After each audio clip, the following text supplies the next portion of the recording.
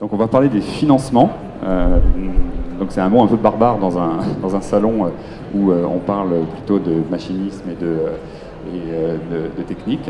Mais le métier de vigneron est de plus en plus compliqué, ou complexe peut-être, parce que le vigneron doit déjà faire du raisin, ensuite le transformer en vin et ensuite le vendre. Donc le vigneron, c'est déjà 3 métiers.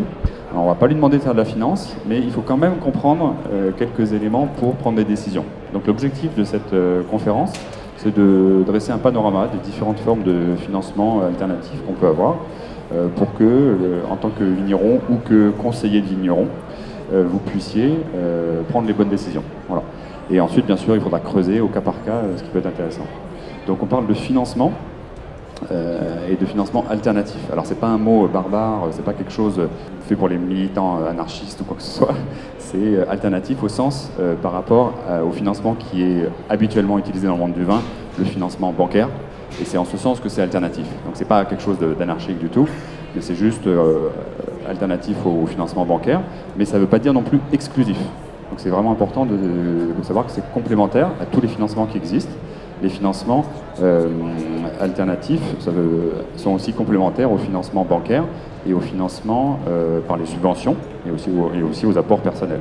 Donc on va en parler, et on est là pour en parler. Vous avez de la chance parce que c'est pas des gens qui parlent que de chiffres qui vont en parler, parce qu'on a la chance d'avoir Bruno de Guillaume ici, qui de profession est expert comptable, même d'expertise, on peut dire qu'il est expert comptable. Mais vous allez le pardonner parce qu'en fait il est aussi vigneron depuis 5 générations.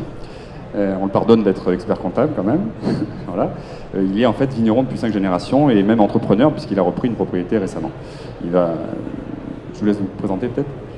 Oui, alors je suis donc Bruno de Guillaume, expert comptable du groupe BSF. On est assez spécialisé sur l'aspect viticole dans la région et on a fondé au niveau national un réseau d'experts comptables, d'avocats qui se dénomme Agir Agri et qui a pour objet aussi de participer plus précisément au projet de nos clients viticulteurs ou agriculteurs. Voilà.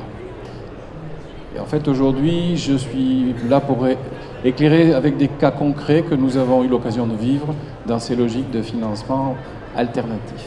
Et donc moi, j'ai créé WineFunding, qui est la première plateforme de crowdfunding pour le vin. Et au-delà de ça, on fait aussi du financement auprès de réseaux d'investisseurs amateurs de vin qu'on met directement autour de la table. Voilà. Et puis moi aussi, vous allez me pardonner de travailler dans la finance. À la base, j'ai aussi beaucoup travaillé 10 ans dans le monde du vin. Je suis ingénieur agronome et œnologue de formation. Et j'ai d'abord travaillé en production en Australie, en Californie, au Chili, en Afrique du Sud. Et j'ai également dirigé 2 domaines viticoles en France et redressé une société de négoce de vin qui faisait 5 millions de bouteilles. Donc je connais un petit peu la filière vin. Et j'ai aussi ensuite un peu mal tourné. J'ai été travailler dans la finance où j'ai appris pas mal de choses. Et je suis revenu dans le monde du vin pour mettre en pratique tout ça et essayer d'innover et d'apporter des sources de financement complémentaires à ce qui est traditionnellement utilisé. On va voir pourquoi ça peut être intéressant. Voilà, donc on va rentrer dans le vif du sujet maintenant que un petit peu de public est arrivé. Donc, comme je le disais, c'est pas une publicité sur nos sociétés, que ce soit WineFunding ou le cabinet d'expertise comptable BSF. C'est vraiment un panorama sur les modes de financement qui est un petit peu tiré de livres que j'ai écrits aux éditions Ferret. Un sur le crowdfunding et un sur les groupements fonciers viticoles que beaucoup d'entre vous connaissent, et les investissements directs, donc les investisseurs qu'on fait rentrer directement.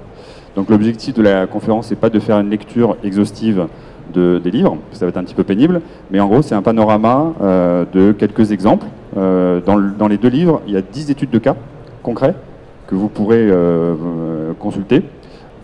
Donc ce qu'on va voir aujourd'hui, c'est d'abord parler du financement participatif, qu'on appelle aussi en bon français crowdfunding. Ensuite, Bruno va nous parler des GFV.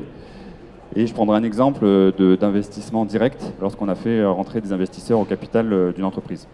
Ce qui n'est pas forcément naturel pour les domaines viticoles de faire rentrer quelqu'un d'extérieur au capital. Et en conclusion, on fera un petit panorama sur les différentes étapes.